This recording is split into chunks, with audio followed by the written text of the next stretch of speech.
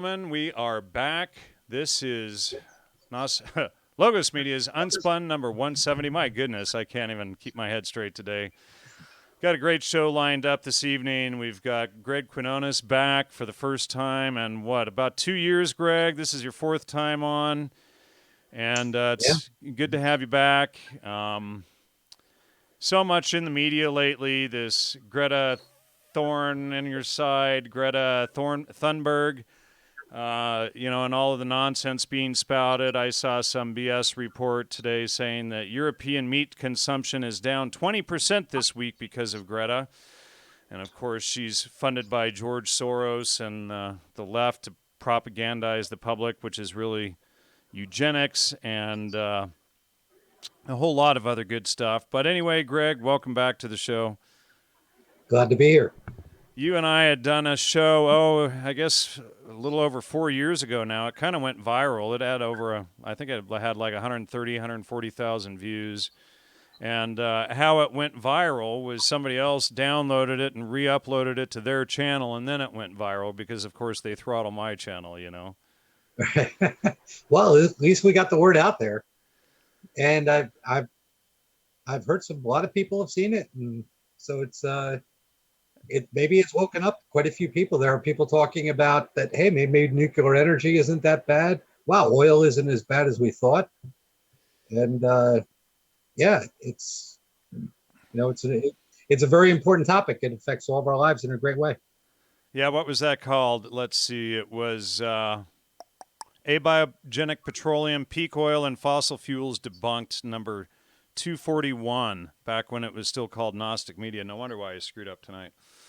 But and then let's see, you came on in 2015 when I was still on the RBN network, and then you came on one other time. What was it? Episode 94 on UnSpun. So that was about 80 episodes ago. So yeah, it was quite a bit. Yeah, a couple of years ago, right? Yeah, it's been at least a couple of years. So yeah, good to have you back. This topic keeps coming up. It drives me crazy. People actually think that carbon, the foundation of all life, is a pollutant. And I'm constantly astounded. And, the first thing I thought of was, like 2 weeks ago, I think, maybe 3. I need to get Greg back on the show. So reached out to you, and I gave you a call out on last week's show, too, to get you to respond, but you missed that show, but you still caught my email. So anyway, let's dive into all of this. Where should we begin? I got a good list of stuff to cover here. You want to talk about this Greta Thunberg nonsense? It's child abuse what they're doing. I mean, child abuse on display. How they're elevating what is she, 16 years old? If that, yeah. I don't even know. I really don't even pay attention to the media anymore because it's so such blathering stupidity. Yeah, it hurts my ears. I can't get my arms around it. But I mean, she's everywhere. She's on her channel on YouTube. She's got like 10 pages of videos just on her. And a month ago, I never heard of her before. Right. And all of us, it just shows you that. Well, and her parents are actors. Her mom is an opera singer. She's clearly funded by George Soros. In fact, if I recall, there are photos of her and Soros together. And let's see. Let me. Her mother? What's that? And I am a big opera fan. So her mother is an opera singer. Yeah, and let's see. I'm just going to type in Soros here. She has soiled herself by allowing her daughter to do that. That would be. Yeah. So here she is, right here. I mean, well, you know what? That may be a Photoshop. Let me see. Yeah, she's there. Here's a photo with former Vice President Al Gore, which is ridiculous. But I know the organization that funds her and PRs her is actually funded and backed by George Soros, which of course is never a surprise. I'm shocked. Yeah. Shocked as can be. Shocked there's gambling going on in this stuff. Yeah. Here she is with fraud Al Gore. But anyway, good grief, man. It's a joke, and they want us to take. What is she supposed to be? Some environmental expert at Oh 16 years? yeah, yeah, totally. You know, and appealing to everybody. Oh, what about our future, man, man, man, man, man? So, you know, Mm-hmm. it's like, oh my God, they're polluting the world. You know, so actually, what's going on, folks, is it's a war on energy, and yeah. So Justin says, daughter of actors lauded by Michael Moore. Yes, indeed. But it's a war on energy, and you know, most people haven't seen in the world haven't seen your and my previous work together, but the highest standard of living throughout all history has been since petroleum, the so-called fossil fuel, has been brought up out of the ground and used as an energy source. And you know, people have literally the highest standard of living in all history right now because of it. And there was, and I'll bring this up later, but there was somebody who was putting out videos about 6 or 8 years ago. I tried to get him on the show. I can't remember his name now. He was working with the Ayn Rand Institute, but he had done a lot of research into oil and you know, the standard of living and whatnot, and how these wars against oil and petroleum are actually, you know, they're trying to promote a new dark age. But as you and I showed 4 years ago on the show, was that fossil fuels aren't fossil fuels. They're abiogenic, and they're, you know, essentially they're most likely created by the volcanic action of the Earth. And we also discussed how all of the oil wells that were emptied out in like the 30s and 40s were full again, you know.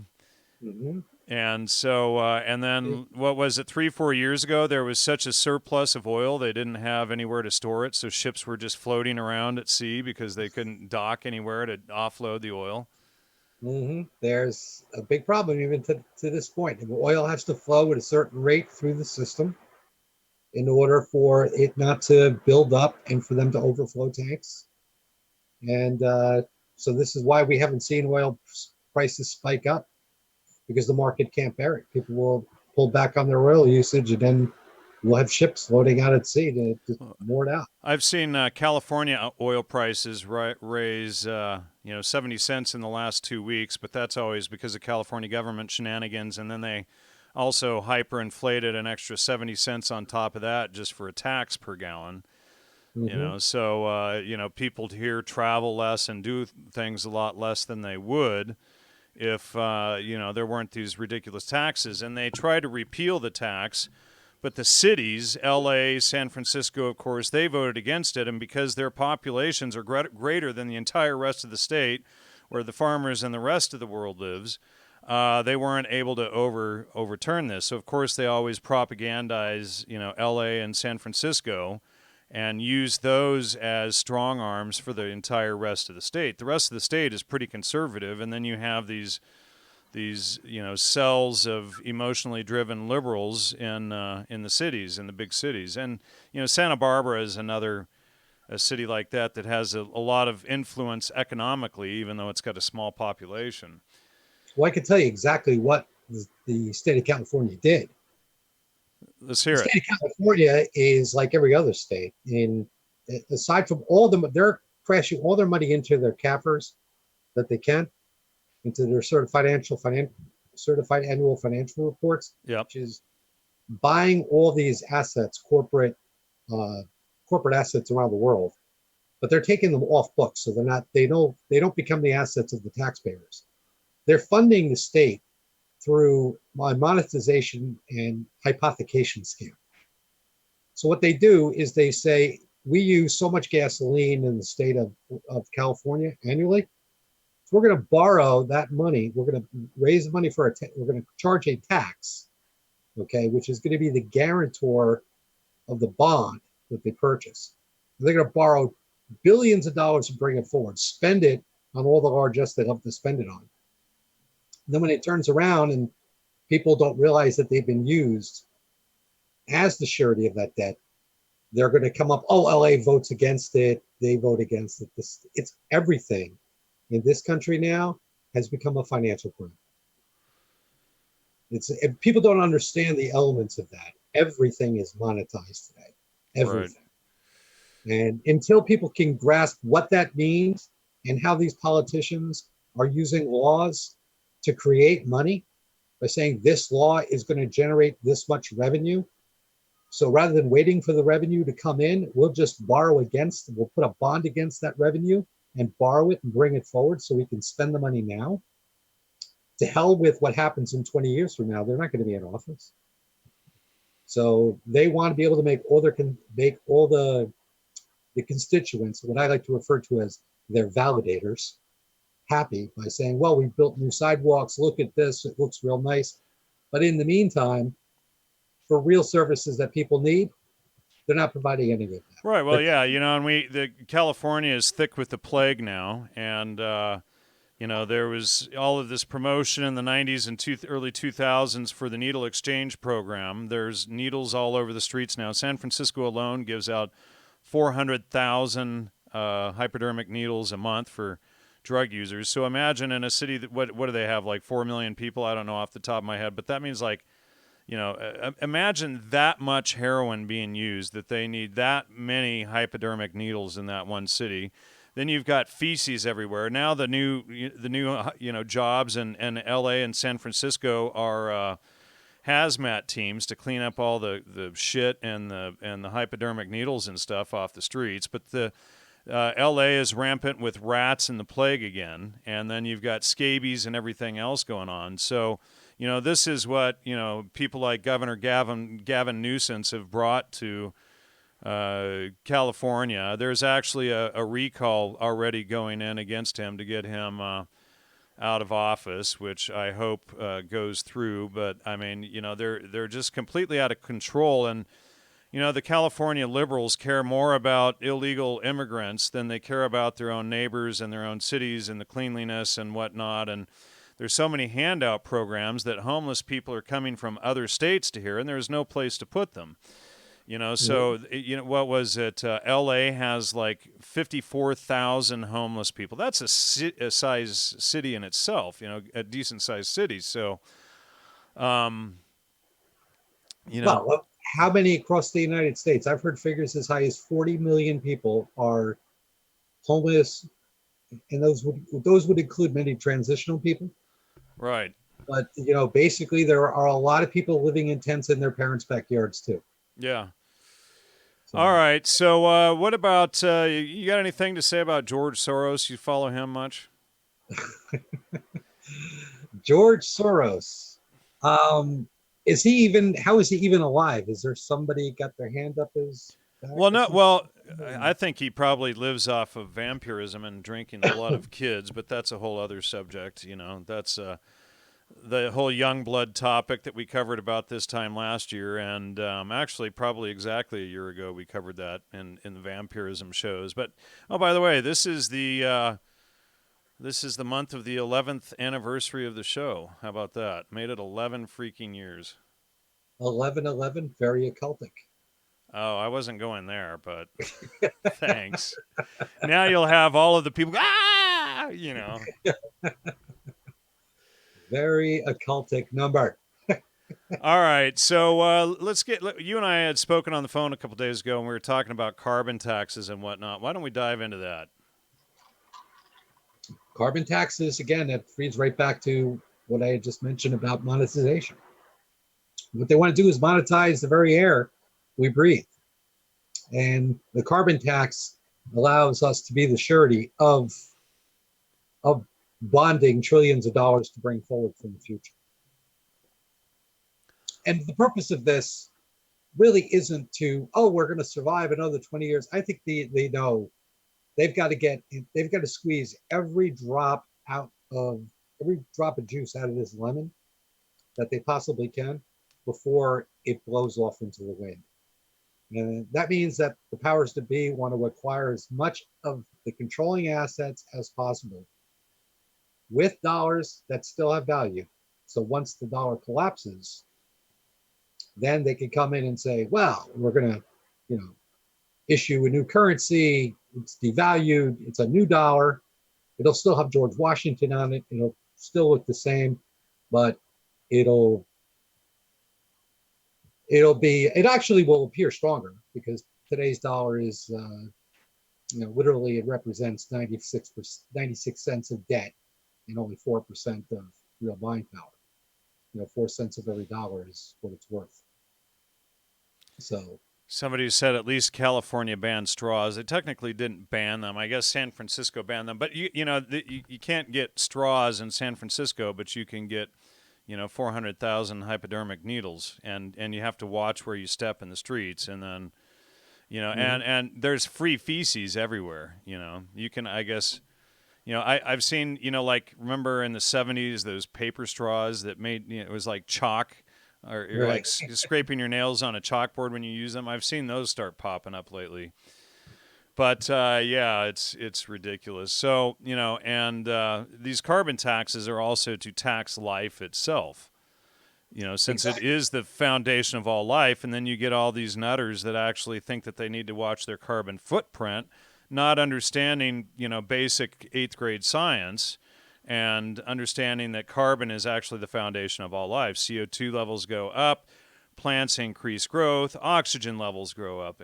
Plants consume CO2, plants release oxygen, it creates a balance. And actually, because from what I'm understanding, certain desert areas are now reforesting because of the higher levels of carbon right now. Have you looked into that?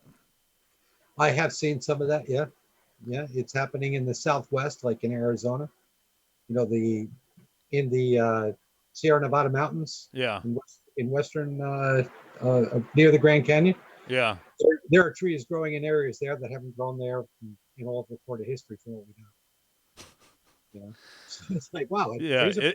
it's like I know that this is really hard to grasp for the liberals, but CO2 goes up, plants eat CO2, they give off oxygen, and they want these carbon processing plants, installed to suck in oxygen or suck in CO2 and put out oxygen or whatever. It's called plants, like literally plants. The best CO2 plant is an actual plant, with roots that grow in the ground and that absorbs CO2 and it gives off oxygen. So, I know this is really hard for a lot of liberals to grasp. Yeah, I'm being snarky. But, that's how nature works. It's actually a balance. So, one level goes up, then the plants grow more, they give out more oxygen, they suck up the CO2, creates a balance, they give off, more plants grow for the vegans to eat, then the cows can eat that. But, let's get into this this AOC, swamp monster thing, Alexandria Ocasio-Cortez. Okay. What can you tell us about the Green New Deal? She's like the Saturday Night Live skit, personified, come to life. Yeah. Every day, every day she's an SNL. She's an SNL skit.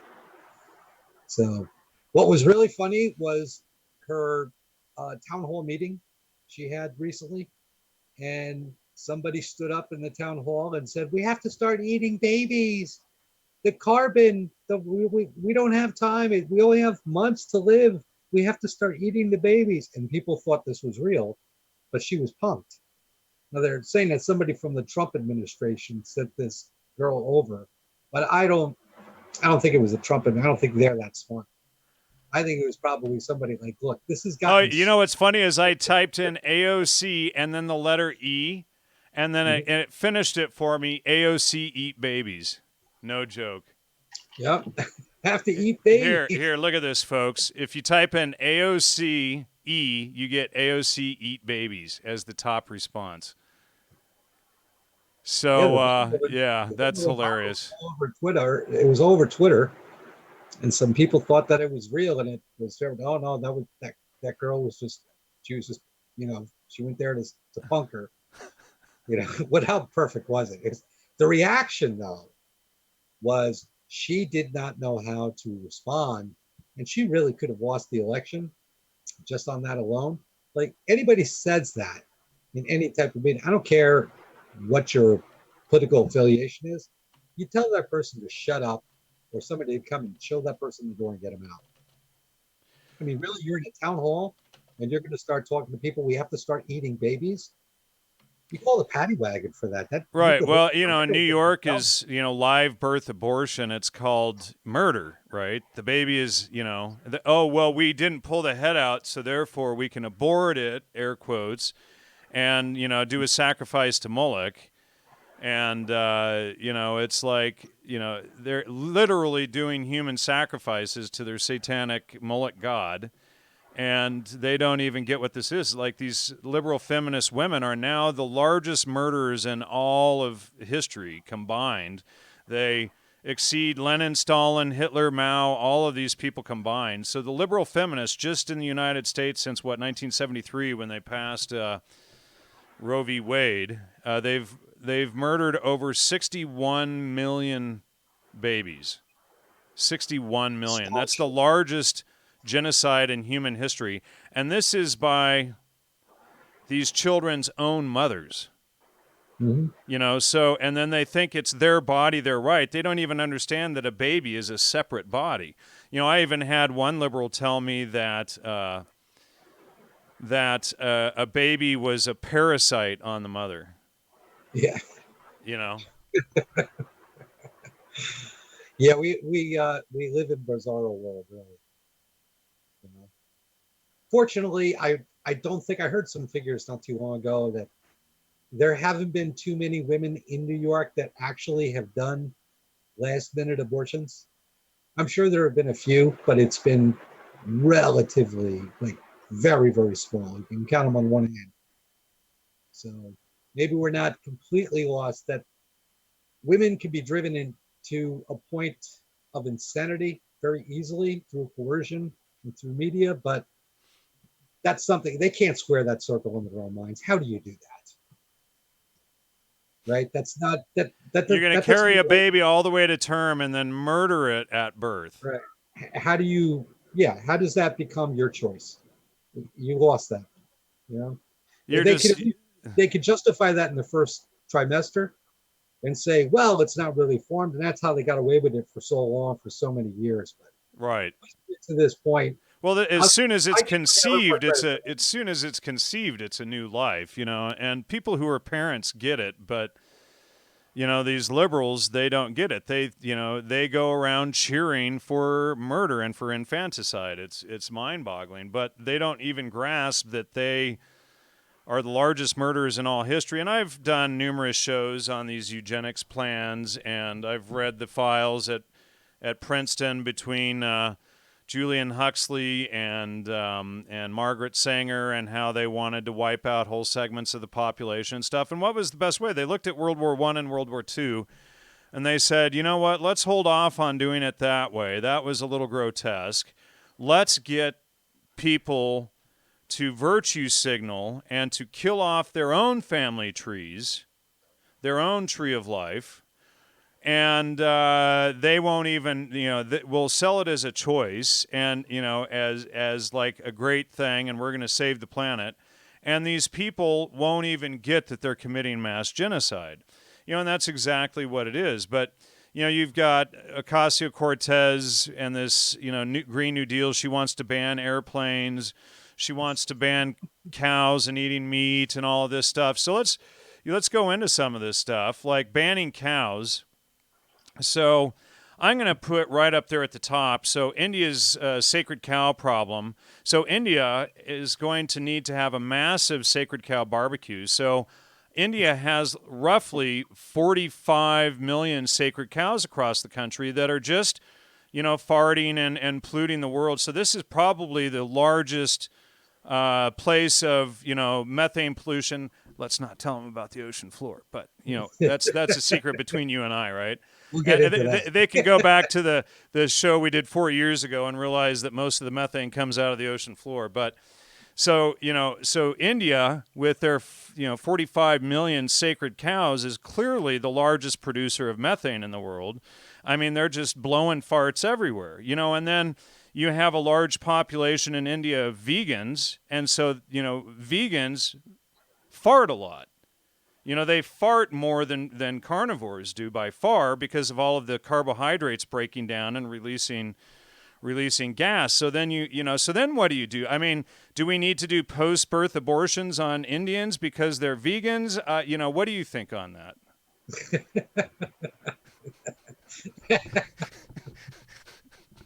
Oh my God.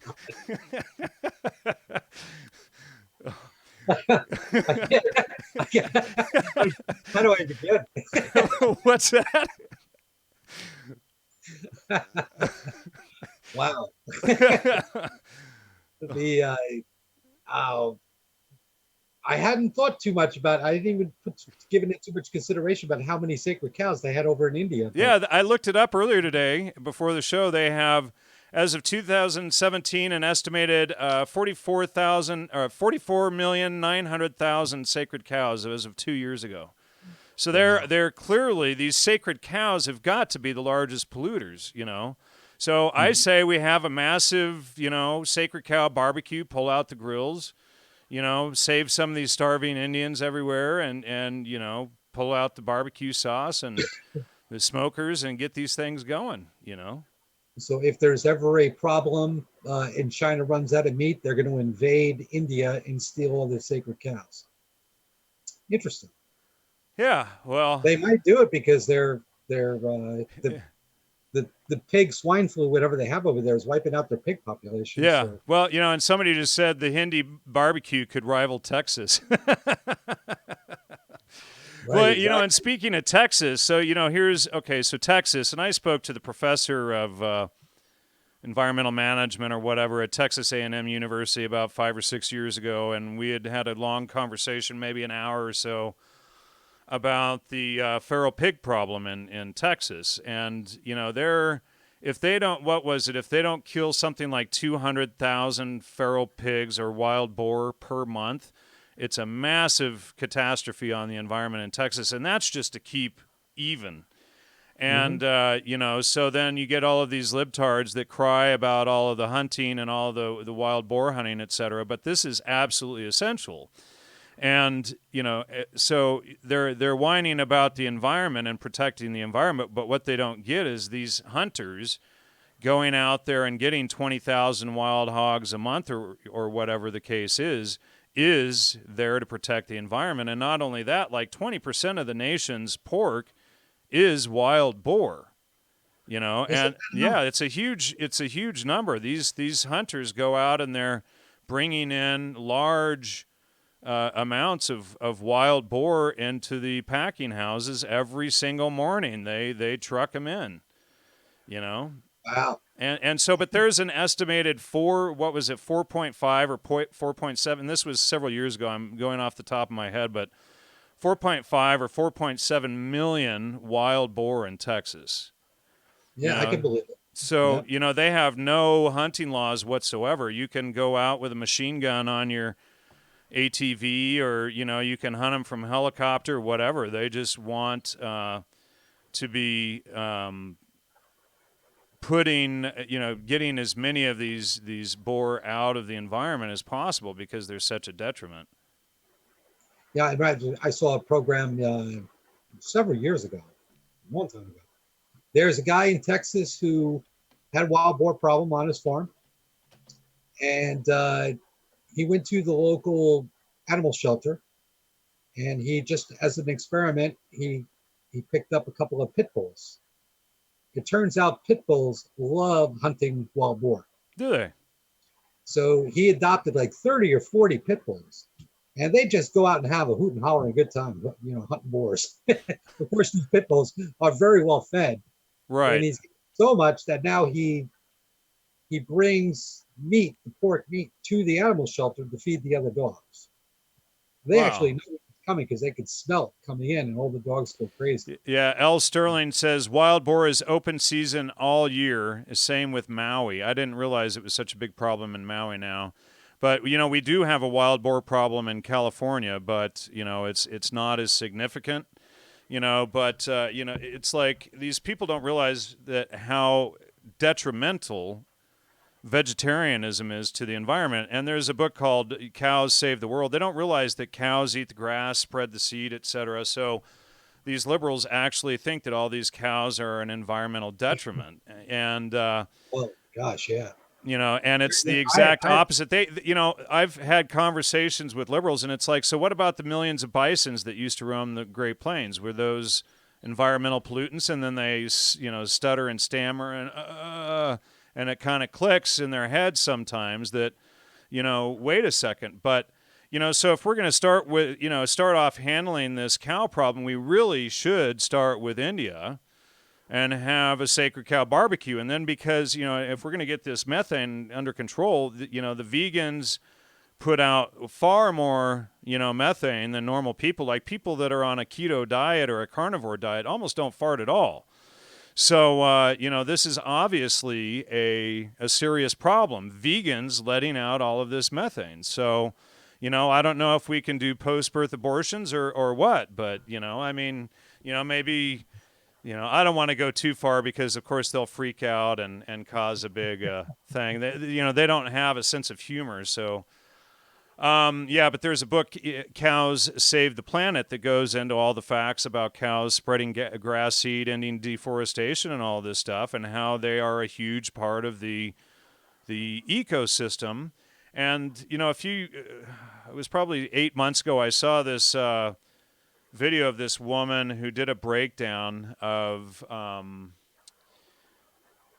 vegetarianism and its impact on the environment. And let me just see if I can find it here. It was really good. A friend of mine sent it to me some months back, but I don't know where it is. But yeah, I'll have to find it here. But it was a really good video. Old buddy of mine, Tony, had sent it to me, I think. But it was like a short 10-minute video breaking down how bad veganism is on the environment and how you have to have all of the animals in the whole cycle to sustain everything. And what liberals don't get, see, liberals and city dwellers, veganism is basically an urban religion, but what these people who live in these big cities, they tend to think that food comes from wrappers at the store.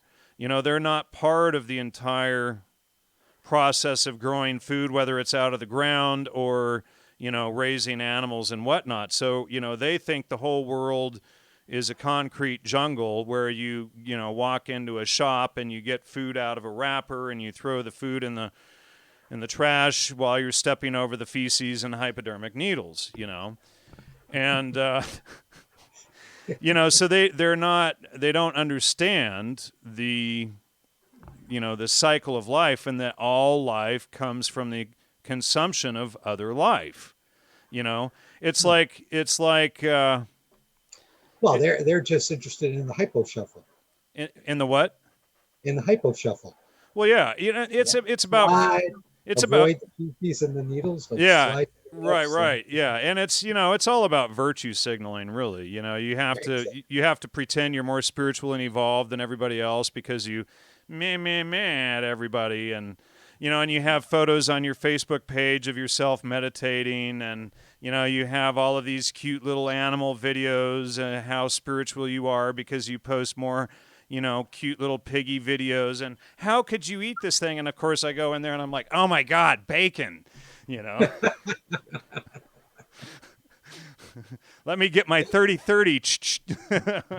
Well, I believe one thing, we do have a problem with corporatization in the United States. The corporate farms, corporate pig farms, corporate beef farms, this is not good husbandry to these animals. Correct. And I agree with that, of course. These animals need to be treated with dignity. They need to be, they need to be slaughtered in humane ways, the most painless, less stressful way possible. In a large factory situation, it's probably not possible for that. So why we're not saying that with all the space we have, the farms, to make it easier for family farms to come back, and because they could do the job of the corporations. Well, yeah, for sure. Right? Absolutely. And this guy, L. Sterling, just published or posted just now again. He said, cattle raising makes barren land fertile. We are part of the life cycle. Very well said. You couldn't have said that better. And, so let's see. And then he just said small scale heirloom pork, grass fed beef, free range chicken. Correct.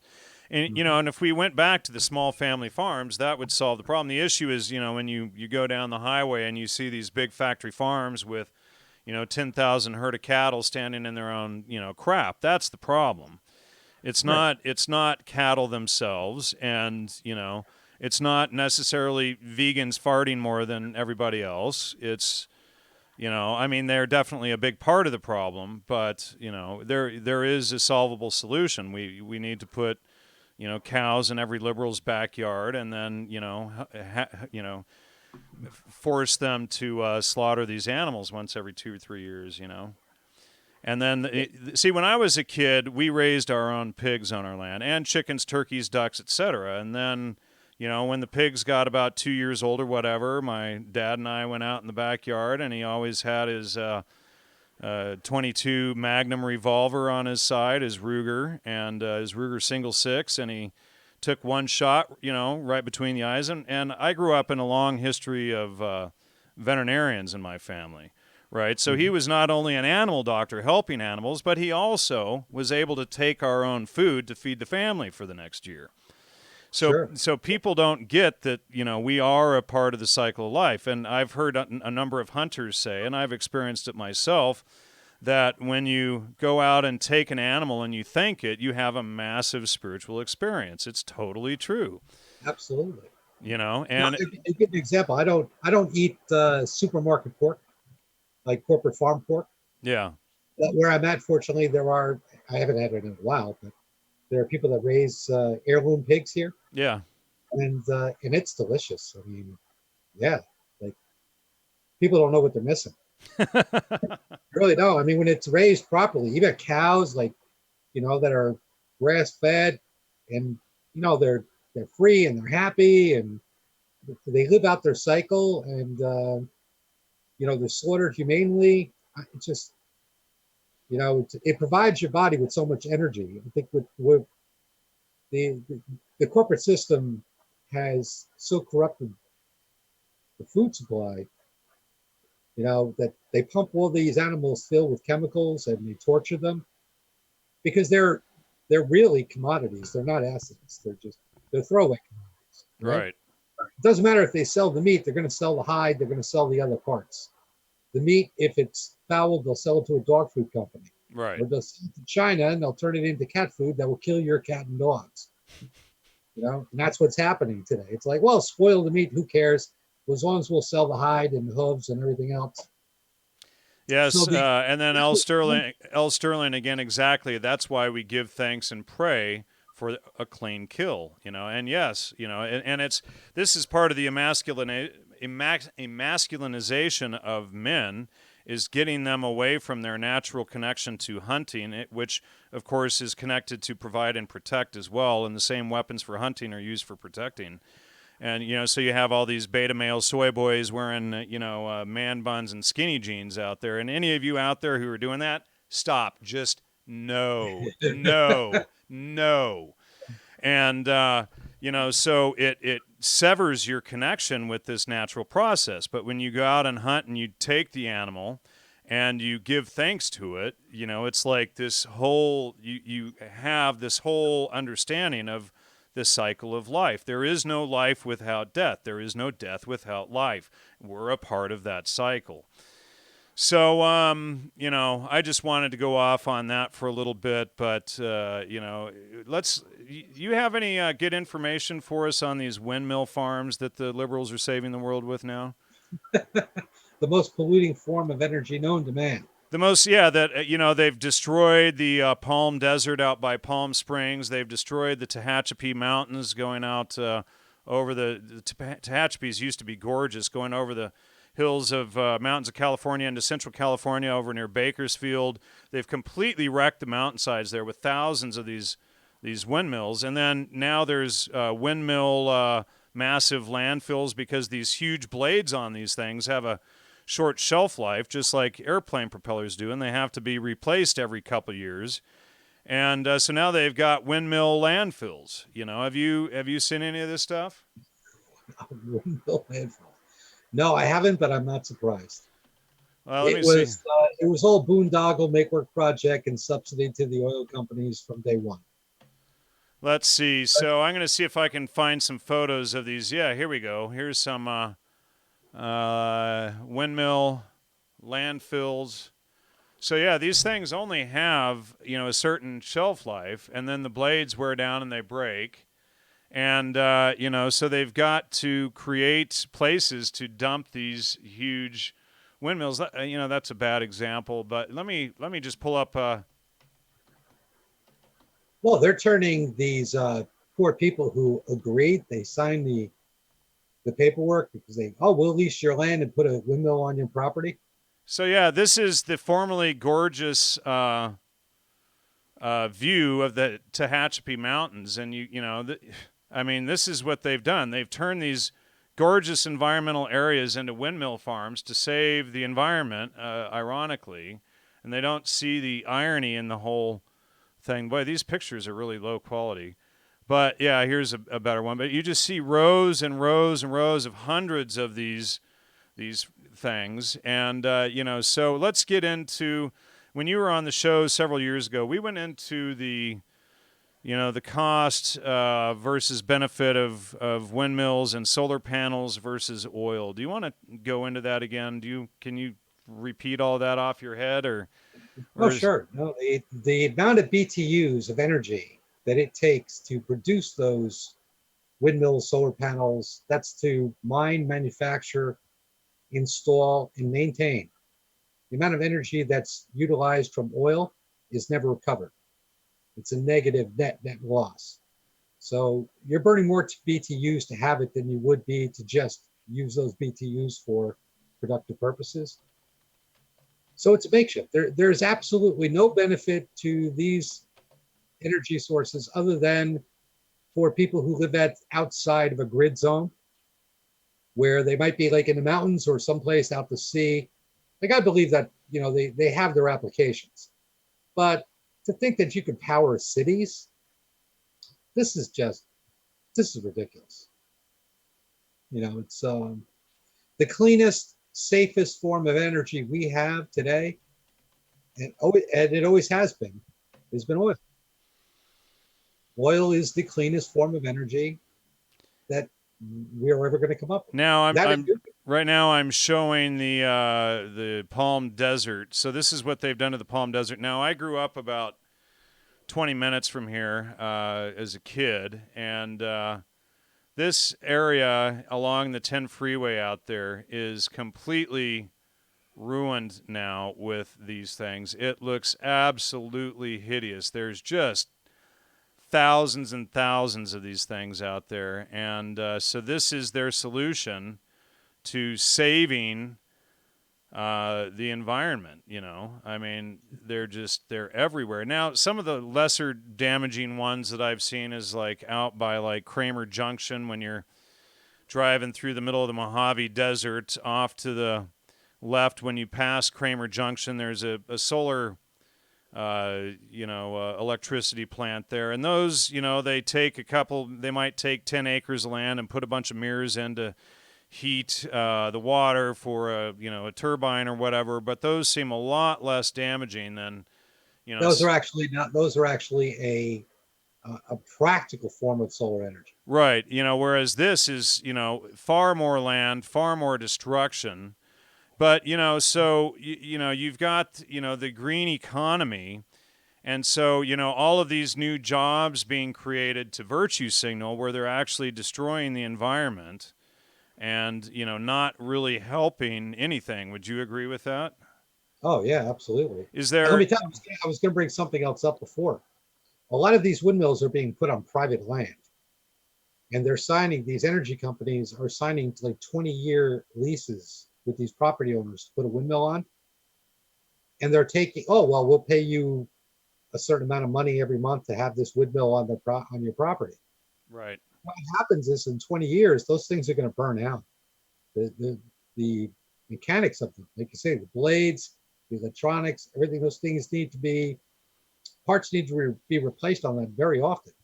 What happens is these energy companies just abandon the mills. and then leave them to the property owners to dispose.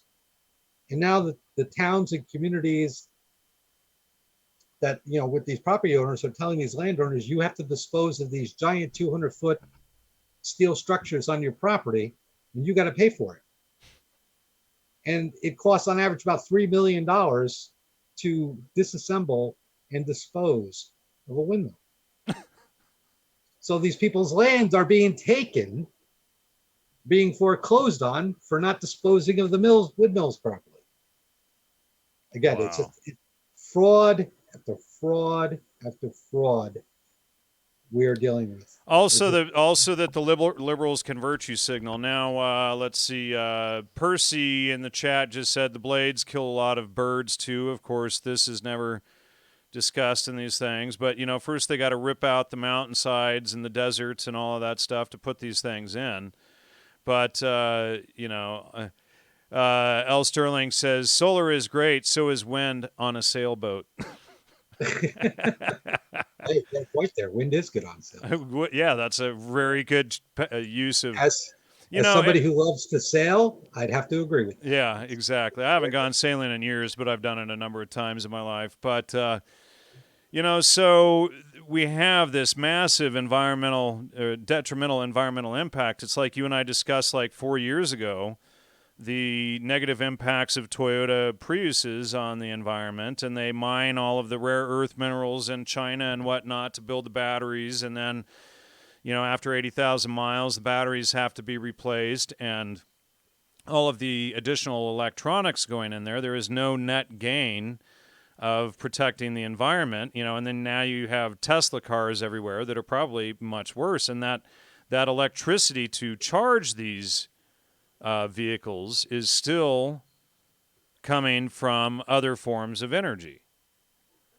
Sure, and they're going to do to people who own these cars like they're doing to the landowners who have windmills on them.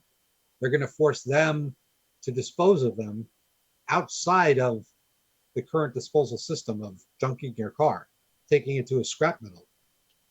Because right, where they just melt it down and use it for the next line of cars or whatever. Because you've got all these toxic pollutants in these things. Now they're going to say, well, we can't melt that down. That has to be disposed of in a certified landfill, which has a $10,000 minimum dumping fee to put your Prius in. So these people they're so stupid. And, greenies, environmentalists, I hate to say it, are some of the most naive, gullible. They're so easily manipulated into frauds and scams that it just shocks me. It's like, I have a story for you. So I was up in Tahoe with my son about a month ago, and about a week after we left, one of the highways we were driving down, this hippie liberal in a Prius did an illegal turn or cut in front of a big rig carrying a large tank of natural gas, and killed the driver of the tanker, and the tank exploded. Really? Wow. Yeah. So all of the so-called savings on the environment that this guy did. But how many times have you been driving down the freeway and there's a liberal eating his tofu sandwich and he's got his Birkenstock stuck under the accelerator pedal, driving 40 on the freeway in the left lane and not letting anybody by, causing a big traffic jam? I mean, it happens to me every time I get on the freeway. Yeah.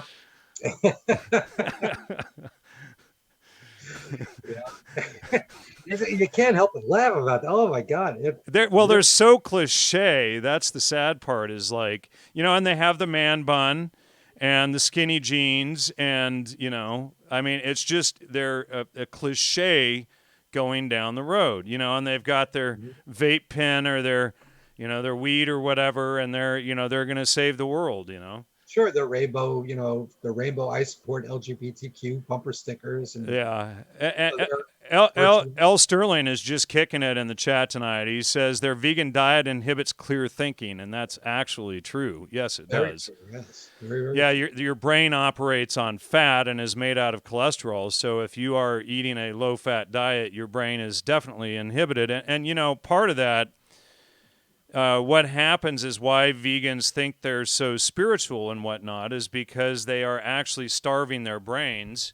And so this gives them this moral superiority complex that they go around that they're more enlightened than everybody else. And what it is they're actually starving their brains and their bodies. And who's that guy, S3 Savage or whatever on YouTube? He put together all of these videos of vegans and comparing their health and and their health, just like he shows one clip after another of like year 1, year 2, year 3, year 4, and watching their diets deteriorate. And one of these vegans is spouting the Mark Passio carne stuff, and his front tooth flies out of his mouth.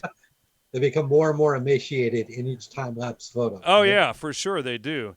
So Mhm. and anyway, so do you have any idea the copper requirements and whatnot for mining all of this equipment for the solar, for the windmills and all of this stuff, the so-called green economy? You know what I mean? So everybody on their phones and whatnot, so that they can get their bills and whatnot, and they go green to not get their bank statement or their gas bill or whatever in the mail. Is that really saving anything from the Absolutely, environment? absolutely not. It's all an exercise in futility. It's make work. It's shifting it's shifting the deck chairs on the Titanic. That's all it is. And if we got back to a real productive, where we're actually producing things and selling things, producing things of quality, right? Then maybe things will change. The dichotomy is that when we start to go more and more into the Internet of Things, and if you know what the Internet of Things is, that everything becomes wired. I mean, your toaster now Right. becomes You got to be wired like, to the nah, I can't refrigerator. get up off the couch. I got to, yeah. And, oh, look, my toast is ready. The, Well, the you have road to, to hell is paved with convenience, as I say. look, what you have to realize too is that something like they're looking at all the technology, like YouTube, for instance, the amount of data storage that's required to just support the system currently. Remember, YouTube is a platform that gets to about 10 million worldwide, 10 million videos get added to it every single day. Wow. It's enormous. Every day they have to build more and more and more storage capacity. Even the US government can't afford to do that. And the only reason why we have YouTube is because the US government has subsidized all Well, of the it's storage. subsidized. It's owned by Google, which is owned by Incutel, which is owned by the CIA, and there you It's have it. government. And then the Right. So CIA can throttle accounts and shadow ban people like me that put out real information. Like we've had like but, up to but think 51. about I this. have 62,000 subscribers, and we've had up to 51 live viewers tonight on the channel so far. I mean, talk about ridiculous shadow banning right there. And I know there's a lawsuit against Google right now, a class action suit for this crap, and them suppressing anybody who doesn't promote their liberal nut job agenda. But I tell you. But let me finish the point where I was going on all this. right, This is where the Internet of Things comes in. Somebody came up with a great idea, and they even did an episode on a great show which I love called Silicon Valley last season, where the these they managed to store all of this information for a client of theirs on various refrigerators through the Internet of Things. Well, this is exactly what the system wants. They figure rather than building out all of this ever expanding zero sum game storage capacity, this is one of the reasons why they're throttling back and doing all the stuff with YouTube. By the way, because they don't want to admit the truth and say, "Look, we're running out of storage capacity. Slow it down a bit, folks." No, they're just going to start shadow banning and creating this whole environment, and that itself is all you need to do. They've probably slowed down the rate of uploads from maybe 10 million to probably 7 million now, just on people getting scared of being, blocked or whatever. Anyway, go back to what I was trying to say. They want to turn your toaster, your television, your refrigerator, everything in your home into a storage device. Problem. I guess these are vegans who came up with this idea. For the last 50 years, they've had this thing called planned obsolescence. Okay. Now, if your toaster is storing a certain amount of data, along with your microwave oven, your television, your cell phone, your lamp, because that's going to have a chip in it. Everything's storing data. And something breaks and you unplug it, which means you disconnect it from the grid and throw it away. That data is lost. That's being stored in it. Well, they would have some sort of RAID redundancy or whatever, random array of inexpensive disks it used to be called, but that was, I used to be a network engineer, but they would have redundancy for when somebody unplugged it. But yeah, I mean, they would just have you go buy a new one and they would just restore that data on your stuff, How do they do that if it breaks suddenly? Who gets to download the data? They're using this method to store data so they don't have to build out any more server farms, any more storage. And so then they secretly get the population to pay for it without even being aware of it. Transfer all of everything over to them, transfer all of the losses, or they socialize all the expenses and the surveillance at that, right? Exactly. But then what happens? And then they can tell you you're using your toaster too much. I don't know why anybody would still be eating wheat, but then they can, tax your carbon credit for using your toaster, And what if you throw away your toaster? And these liberals are just screaming to bring in more and more and more and more socialism. Never mind, it's wiped out every society on earth that's ever implemented this crap. What if your toaster is the one toaster that breaks down that has some sort of secret nuclear code stored in its internet? And now when they try to plug it in, it's like, it's missing something. We need the component. Where's that bit of data? Well, we have to recreate it. Where's the toaster? It's in a landfill somewhere. Yeah, so Robert Kay is bringing up the panopticon. He says, instead of putting you in a prison cell, they're building the prison cell around us with the helpful technology. And not only that, but that's exactly what the panopticon is, and people will, now we have a society of consensus, and then all they have to do is propagandize the liberals and their, to virtue signal and to think with emotions rather than with facts. And then you get this government by consensus where you're going to be put down if you don't go along with this liberal communist genocidal agenda. We got to kill babies. That's cool. Freedom is bad. Protecting yourself and your family is bad. Owning guns is bad. The First Amendment is bad. Second Amendment bad. Anything about freedom is bad. We have to have virtue signaling. I'm going to be better than you because I have a man bun and skinny jeans, rather than being a real man and having a family and protecting them, and learning how to raise your own food and whatnot, and seeing what life is really about. You're going to go around from your cubicle in your concrete city jungle, and then get your food out of a wrapper, and then you're going to tell everyone else how they should live, when in actuality, that person is the most clueless of how things really are. They're the furthest removed from reality and what the cycle of life really is. And Benji says the Amish are doing it right. I would agree with that. And the Amish are, because they understand more of who they are. The Mennonites, the Amish, etc. Yeah. And they look. We have been fooled, right? We have been fooled in our society, in our culture, to think that we are part of this experiment of individual rights and freedoms, and people just don't understand. Most people have never read the books History of Great American Fortune. They never even heard of them. Right. By Gustavus Myers at the turn of the century. Wrote the preeminent book on how the wealth of this country and Canada in his books. He wrote about Tammany Hall in New York. But he exposed all of the fraud. Or I wouldn't call it fraud. He just basically called it out. The entire history of the country about how it was about piracy. Oh, yeah. Well, when you go on the East Coast, you see all these underground railroads. I mean, they are, for all of you fools who think that the blacks left the South to the North on hypothetical underground railroads by feeling the moss on the north side of trees or whatever, wake up. They had actual underground railroads for piracy running all over the East Coast to hide from the British for the duty tax and all that stuff. And it was actual, real railroads, and they ran from, North Carolina all the way to Maine, and they were everywhere. And so these were real underground railroads. It's not just hypothetical. And the North wanted to shut down the South and then bring all of that labor into the new factories that were being built up in the 1850s and 60s in the North. So that was the real agenda. It wasn't, for, this agenda that we're told it was to free all the slaves. They just wanted to move that slave labor into the factories.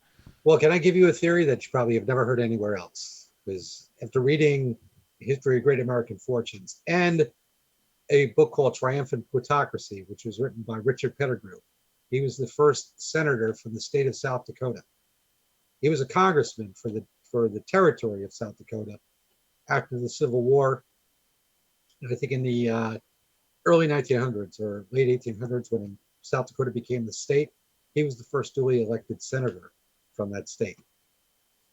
And he wrote a tell-all book in the 1920s called Triumphant Plutocracy. And it's amazing when you read that book how you realize things have not changed at all.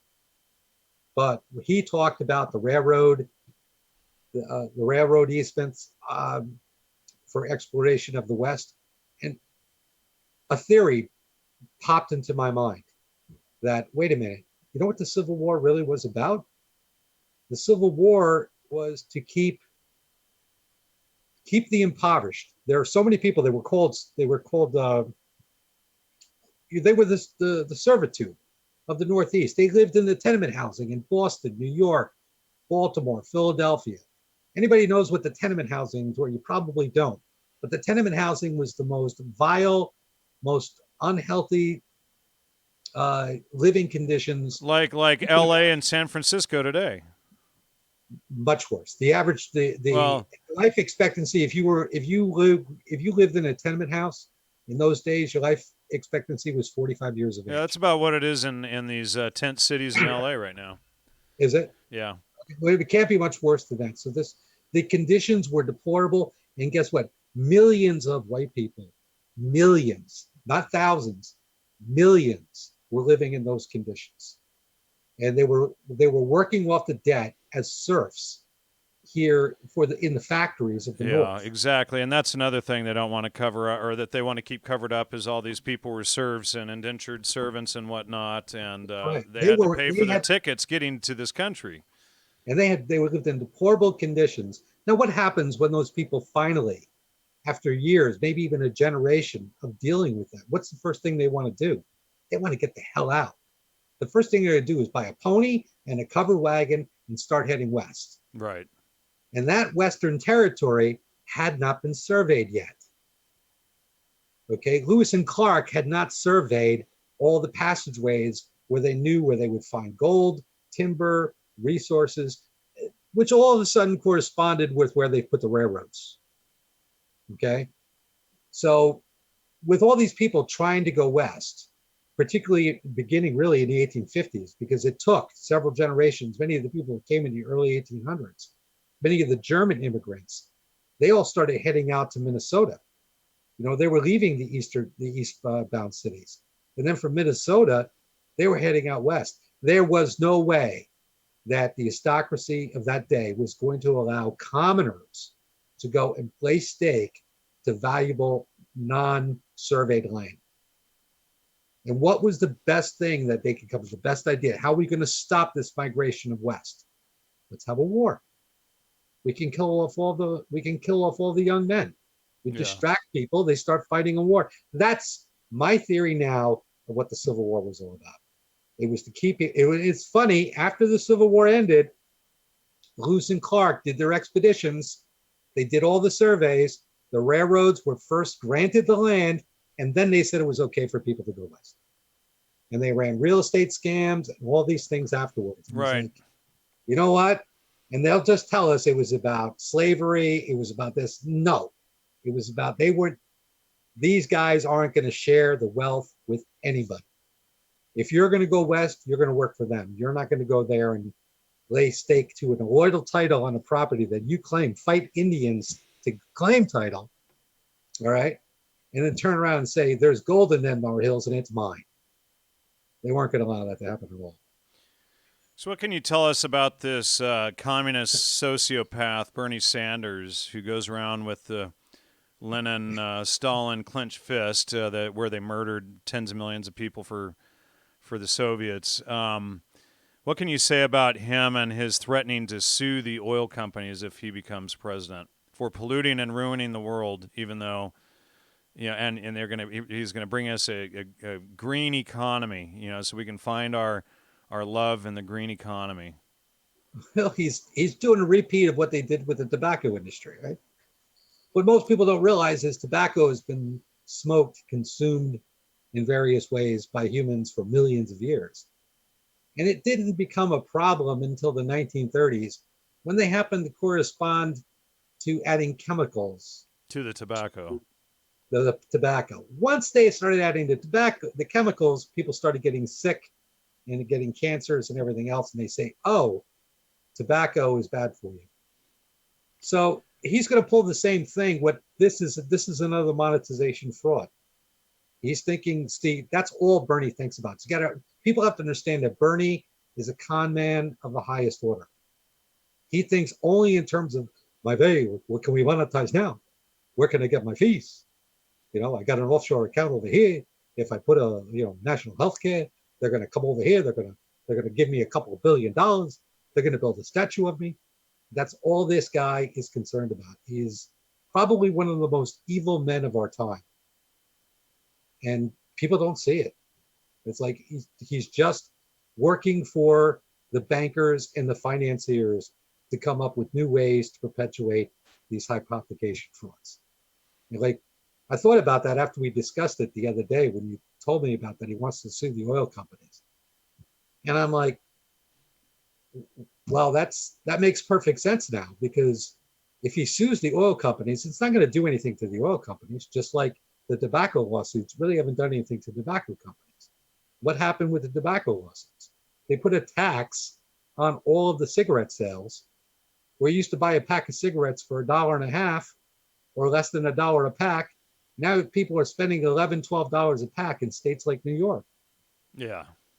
Has it done anything to stop and curtail smoking? Maybe to some extent, but probably the biggest impact is these e-cigs have done the most damage to. I was just going to go there with the e-cigs. They said, wait a minute, people are going to switch to e-cigs and we can't collect the tax, and we're borrowed all this money, and we need smokers to be the surety of the debt of the bonds we've issued against the lawsuit, against the tobacco lawsuit. So now they're going after e-cigarettes and saying that they're explosive. And I'll tell you what e-cigarettes are. E-cigarettes that's incubator formula. Okay? It's flavored incubator formula. Anybody can make it. It's the stupidest, dumbest thing I've ever heard in my life. Like, added nicotine to it. It's just about, it's not the tobacco companies. The tobacco companies will get in on the vaping. Right, sure. Phenomenon. If they could, they make some money on it. It's the politicians saying, wait a minute, we're screwed. If we can't. Well, one kid, blows up his face from a bad e-cig, and then, they turn this into a big, news media thing for the liberals and whatnot to get riled up about. And you're right, it's like I've had, you can get around this tax for tobacco by going straight to tobacco distributors and buying whole leaf tobacco. As long as it's not cut up and shredded, it's not a product, it's a plant. And so then you can get around all of that, and you can get around all of the additives and chemicals that they put in it, and it actually smells like right, and it smells like, not that I want to do that, but it smells like the stuff that Grandpa used to smoke, and it smells absolutely wonderful. And I got news for you, though. If you smoke that, it's absolutely very healthy for you. In fact, I believe that they know smoking tobacco is probably very healthy for you. And that's why they want people to stop doing as long as it's totally natural. So yeah, here's this guy that had his his e-cig explode in his mouth, So of course they're making it like, okay, well, we had this one guy, so, or maybe two, so here's a funny one. So, they're going to make as big a thing out of this as possible. But yeah, what they need to do is stop putting additives and whatnot in it. We were going to discuss these meatless estrogen burgers too. We haven't even brought that up yet. That they feed all the soy boys and whatnot. Oh my God, is that disgusting? And it's made with a soy product that is Yeah. highly toxic. Yeah. Well, soy is highly toxic already, and it's filled with estrogen. So that's why we have the term soy boys, is because they eat soy products and, wear skinny jeans and man buns. But I think this is even worse. This is a byproduct that's waste. See, that they always try to find, like with everything, a certain percentage of I think the soy husk isn't useful in any way. And somebody said, well, look at all this waste, right? Is there a way that we could turn this into profit? How do we take this product that normally just gets thrown out into the fields as compost? How can we make that into something we can make money on? And that's what they put their laboratories on. And that's what Silicon Valley, there are Silicon Valley companies that are investing in this. What the hell do they know about it? Right? What are tech companies investing in fake meat products for? Do you remember what was it, 5 or 10 years ago in Japan? They were making shit burgers. They were making feces burgers. Yeah, they were reconstituting feces back into food and making, burgers out of it and getting people to eat it. Poor souls. You're literally eating crap. That's a joke upon people, is to that let's just get them to eat shit. Let's see if we can do it. Yeah, and that's what they probably funded tens of thousands of dollars into this feces burger. Let me see if I can find it.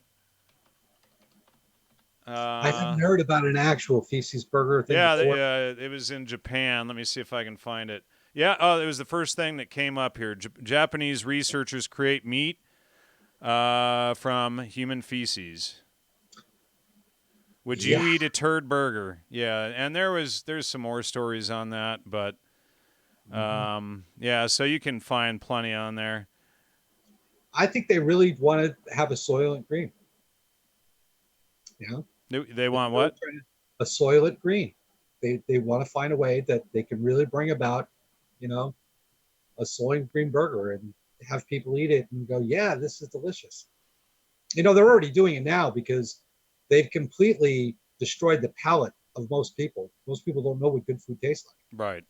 Or you grew up in a farm. Your father. What? Yeah, I lived in Serbia for a while too, and you'd eat the food there, and then you come back here, and it tastes like you're eating a cardboard box. It's like, what the heck, Yeah, and people don't realize, like, anytime that you've had real farm fresh food, meat, dairy, like fresh milk from a cow or a goat, or eating a burger from or a steak from, a farm raised, a farm raised cow. It's absolutely wonderful. When I was in Peru, they had restaurants on the side of the road with the farm behind the restaurant, and they literally got the food for the restaurant from the farm. Duh. I was in on Catalina Island a couple years ago with my son for spring or summer break. I forget which, but they have all these bison on Catalina Island, and they're not, and then they have all these restaurants in Avalon City on Catalina, but the restaurants aren't allowed to serve the meat from the bison in the restaurants, even though there's like dozens of restaurants that serve bison burgers.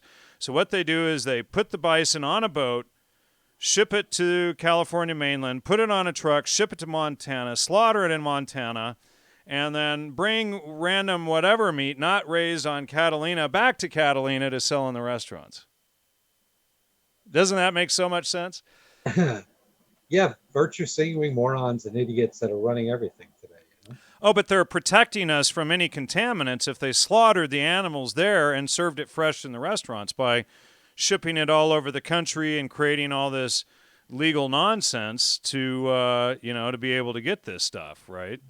It's just absolutely ridiculous. But liberals also want us to believe that the millions of bison that used to roam the North American continent were major pollutants, and that the Native Americans were committing the greatest environmental catastrophe ever by eating wild bison. So I Mm-hmm. mean, clearly they're right? I mean, the Native Americans must have just been creating massive environmental damage, and just like India with their 45 million sacred cows. But I can't wait till we start having sacred cow barbecues.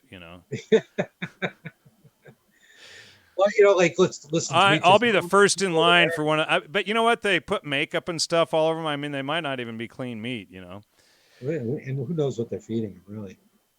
Yeah. I mean, they're going to eat grass. They're going to eat what they naturally eat, but Somebody said he's scuba dived on Catalina. I have too. that's something I would love to try that one day. Scuba diving off Catalina. Yeah. That would be. I did that when I was like 15. I think it was when I went scuba diving off of there, and there's all these sunken boats off the old I've only been theater or there. whatever, the old casino there. I'm a New Jersey guy. I didn't. I've only been to I've only been to Southern California like once. Yeah, I've been to New Jersey a bunch of times. You guys think when it's like 5 degrees outside at summertime and you put on shorts and go jogging, it's like you people are freaking That's insane, man. that's generally 50 degrees. 25 degrees is still a little too cold.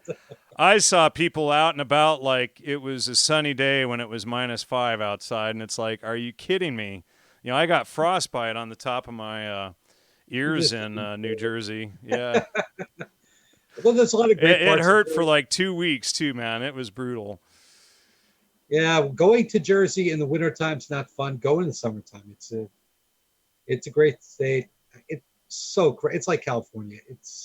In fact, it's worse than California because it's so small and it's concentrated. So, for a state that has, I think, 11 million people, but is not much bigger than the LA San Diego corridor, but it still has a lot of space. It has a lot to offer. It's got the ocean, the Jersey Shore, has a culture all its own. Feces, hypodermic needles, the plague. And probably now, but Yeah, um, California used to have the highest standard of living in the country, and now we're dead last. it's funny. I was reading something not too long ago, and they were evaluating the best communities in the United States to grow up. And this is something like within the past. And where I grew up in Bergen County, New Jersey, was ranked, I think, the third best place in the United States to grow up. Wow. So, and I think back at that and I go, you know what? Damn straight, that was right. I grew up in the best place. It was amazing. Back in the Life. 70s, Southern California was amazing. Now it's a freaking joke, man. Oh, Bergen County now is a joke. It's still got some nice parts, but it's it was ranked as far as quality of life. Because it was proximity to New York City. It was very close, but it was it was beautiful. It was a beautiful area that I grew up in. And just the environment. When I grew up, everybody's mothers were, everybody had a stay-home mom. The fathers, they were blue collar workers, but everybody is just Yeah.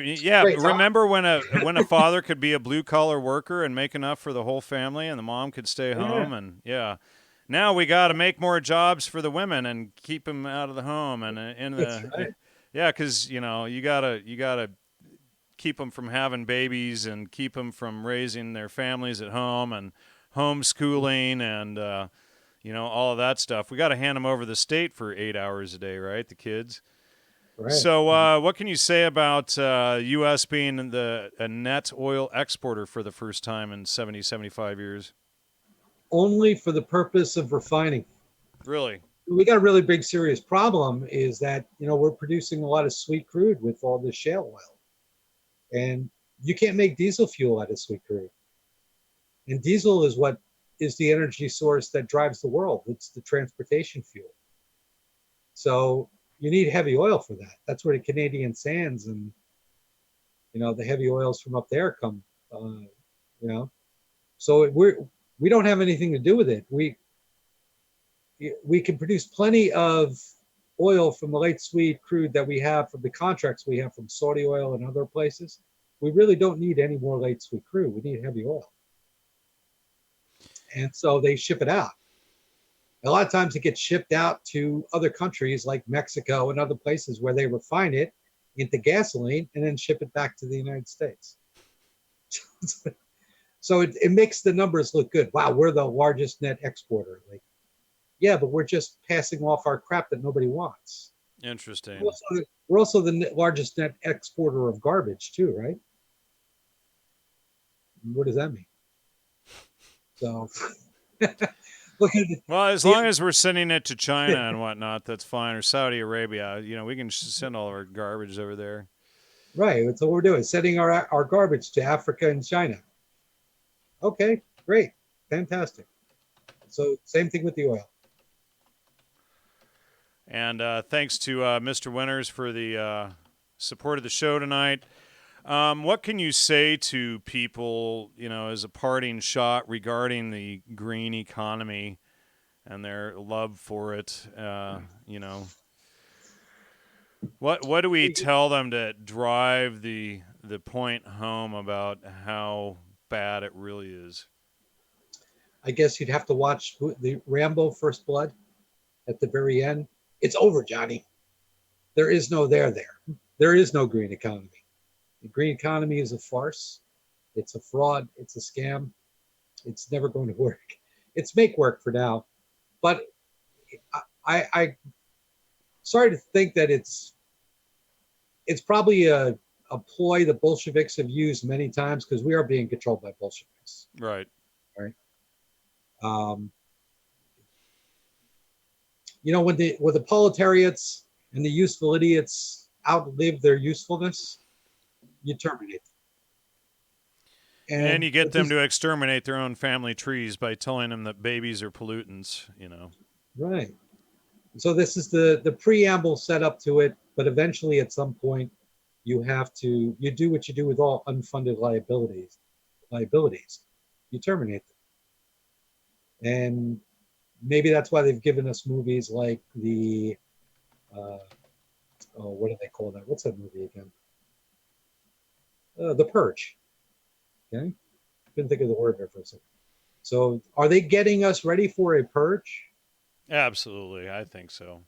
Yeah, they have to. They want to bring in Islam. They want to wipe out Christianity and freedom. They want to bring in Sharia law and all this stuff, and which isn't going to work. All right, it's not going to, because it's not based on the truth. It's based on a lie. They're claiming they want to take away guns, but the funny part is the last year that Obama was president, he helped sell enough guns to enough guns were sold in 2 months to rearm the entire U.S. Marine Corps. Well, isn't it funny how Obama, and through one of his platforms that is managed by one of his executors of his platforms, all these presidents they take their assets and they put them into trust. Sure, yeah, wasn't one of them like Smith & Wesson or something like that? Well, his trust officer managing all of his investments heavily invested into firearms companies. Yeah. And so they probably told him, hey, if you just talk about this stuff, your stock's going to go way up.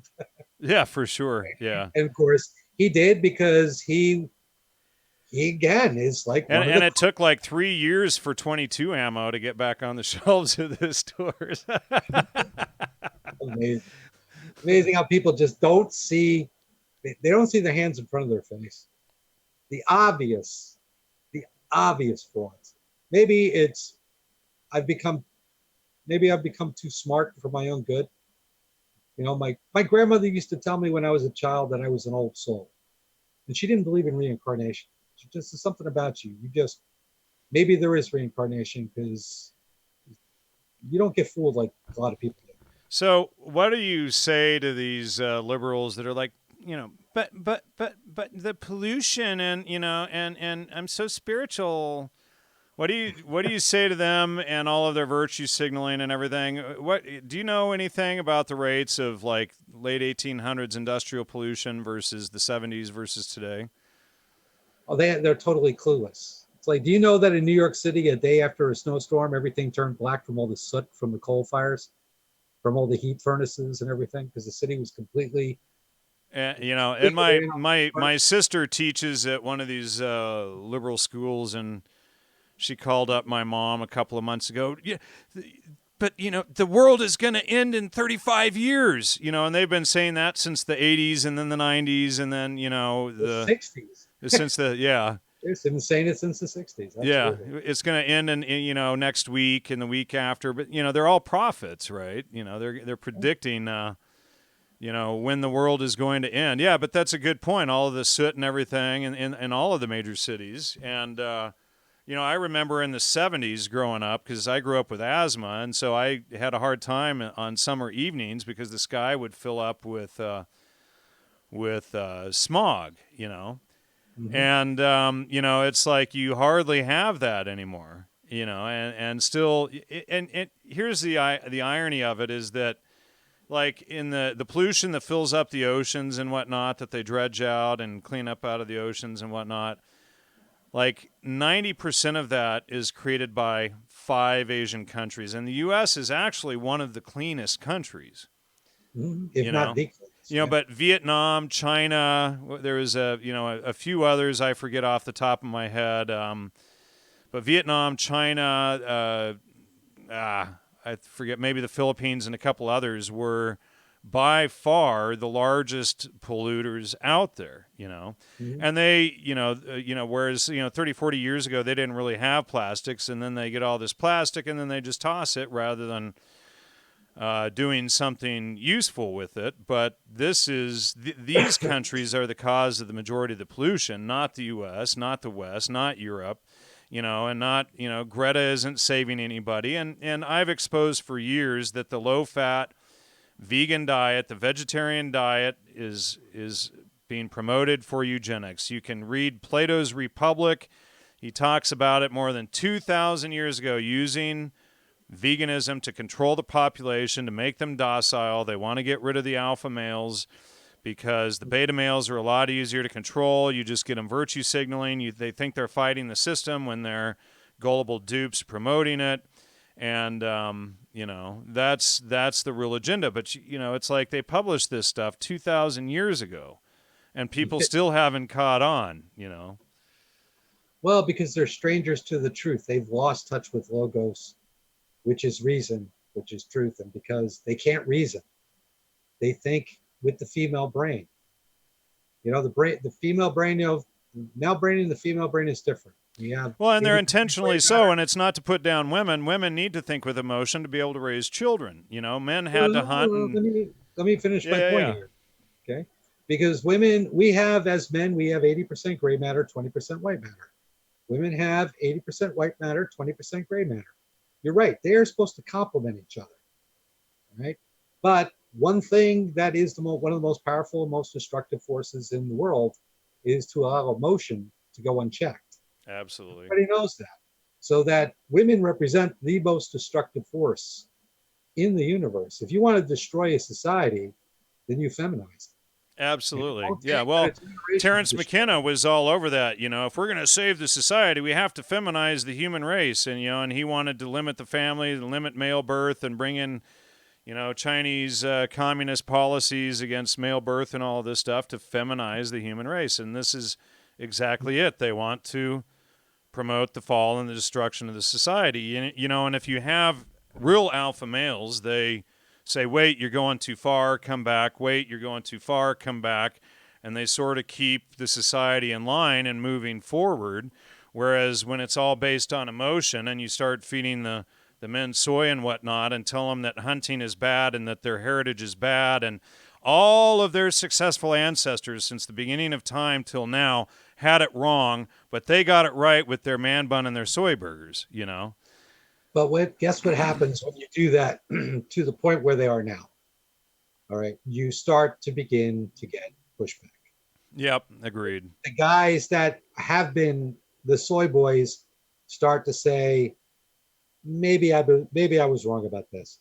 They, no matter what they do, how they change your diet, how they structure you and socially engineer you, they cannot take the instinct out of you. When they start challenging your very instinct, it becomes they only need those soy boys. All they need is that spark, and that is that one man who says, "I'm tired as hell and I'm not going to take it anymore." Not in a Right. conspiracy way, but in the way that I am going to pursue logos, and logos is the answer. And once they realize that, God is truth and truth is logos, And the all of a word sudden, and reason and where we get the word logic from. And then it's like, right. ding. And now everything that the system has put in place, because it's all based on lies, it can't stand the light of truth and it begins to crumble.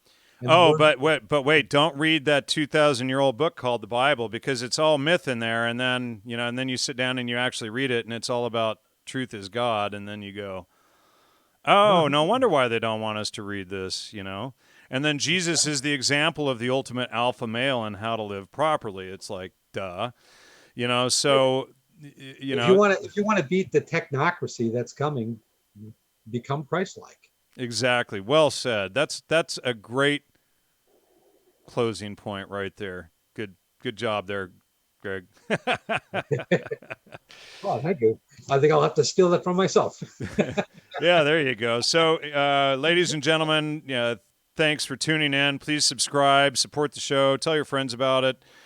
Somebody's asking me to get Jesse Lee Peterson on. I've tried to invite him on a couple times before. I didn't get any luck there.